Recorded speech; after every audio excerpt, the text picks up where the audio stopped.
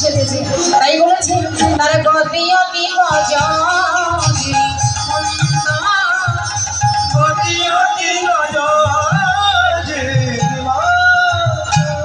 আমার মহাপ্রভু হরিনাম করতে করতে নদিয়ার পথে চলেছে। তার চলার গতিটা কেমন?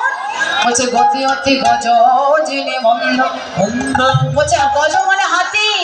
আমার মহাপ্রভু আজ হাতির মতো করে চলছে। কেন হাতির মতো?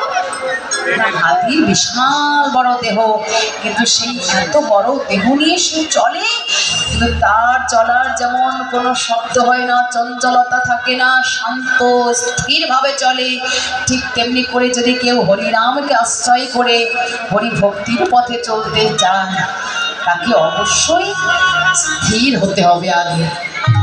আগে মনকে শান্ত করতে হবে, কারণ চঞ্চল মনে কখনো হরি ভজন হয় না। চঞ্চল মনে কখনো হরি ভজন হয় না।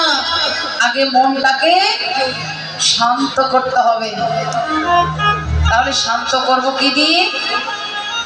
মন চঞ্চল, মা মন চঞ্চল আমার, কিন্তু শান্ত কি দিয়ে করতে হবে? কি করে করব?